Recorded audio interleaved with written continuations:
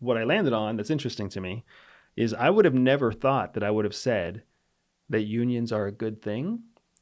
But I think now that I think about unions as a business owner, I think they are a good thing.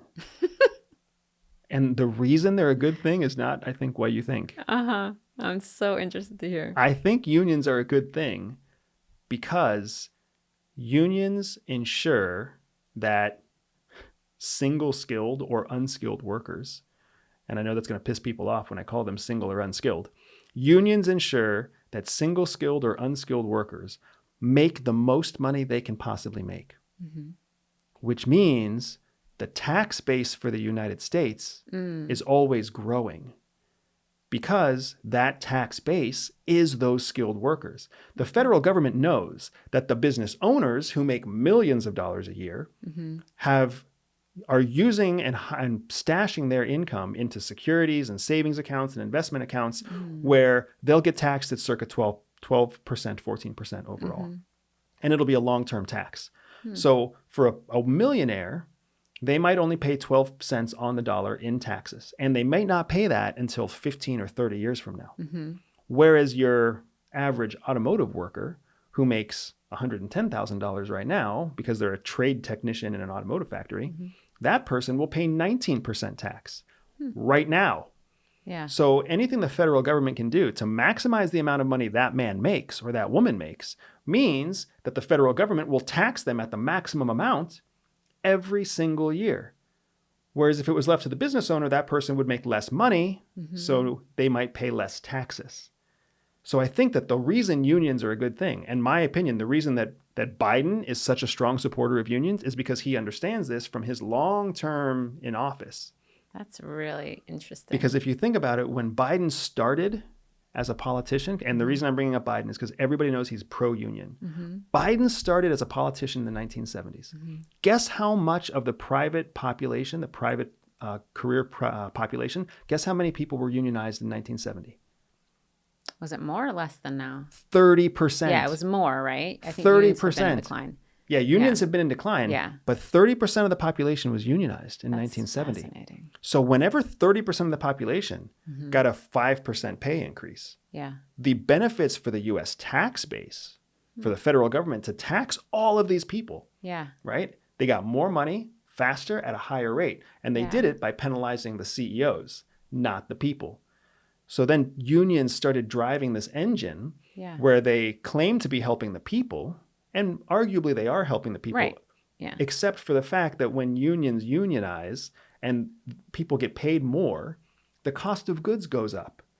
So now every car that you buy is more expensive because the union workers are making more money and everybody's paying more taxes on both the car and the union. So the federal government makes out with more money because the federal government is the only entity in this that can't generate their own revenue. The only way they make more money is by making more money from taxes. What an interesting perspective I'd never considered before.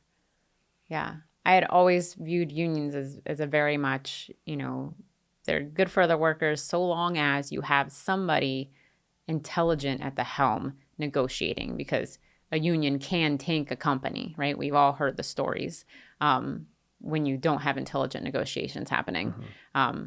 So that is a fascinating perspective that I have never heard before. Because when I'm being frank, as a business owner, in the future, what I want to hire, I want to hire people who produce at the highest levels, who I can pay at the lowest reasonable levels, so that I can incentivize them with a bonus structure to overperform. So then if I have 100 employees, I pay a minimal amount for all 100, but for the highest performing 50, I pay them enough or more than enough so that they're incentivized to stay. Right. Where the lowest performing 50 are incentivized to leave because I don't want them. What I want is a team full of high performers, even if everybody who's a high performer makes a big bonus. Remember when we were with CVS Health?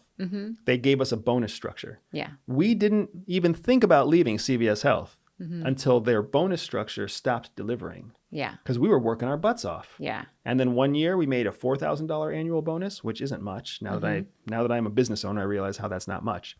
We had a $4,000 bonus one year and a $2,000 bonus the next year, even though we worked hard and overachieved our goals. And that was when I was like, I am not doing this for a living. Like, this is some bullshit. Yeah. And the company was like, oh, we're growing and this and that and the other thing, so you're going to see it in your bonus. No, that's not how it works for me. So now as a business owner, I'm like, you know what? If my people want to unionize so that everybody makes more money, I'm totally fine with that, because I'm understanding that I'm still only paying taxes on my income. And the way that I, as an affluent, wealthy person, am dispersing my income is through tax incentivized vehicles, because I'm saving my money. I'm investing my money. All the things that the federal economy wants me to do as a wealthy person. It wants me to buy stocks and bonds and invest and grow my business. So I'm incentivized by getting less tax burden. But the average cog, you were saying, like the people who just do the work, we need those people. We need cogs, right? We need people who are happy to do their job. The federal government needs them too, because they're just going to sign off and pay whatever taxes rate they have to pay, because they are literally not thinking of the future. They are only thinking of the next paycheck. Right. Well, I mean, that is the future they're thinking of. Right. Right. And we need that. We do. We need that. And what I'm saying is, I didn't even realize we need it for more than one reason. Right. We don't just need it because we're business owners. We need it because our federal budget, the way that presidents can promise not to raise taxes, or the way that presidents can secretly raise taxes without people realizing it's being raised, is when they keep the tax levels the same, but they increase the payment to people.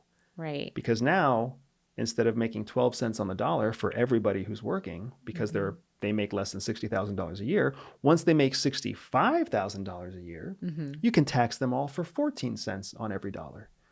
And when you're talking about 100 million people paying 2 cents extra every single paycheck, that becomes significant. If you like this short clip, make sure you click here to see the next clip, or here to see the full podcast episode.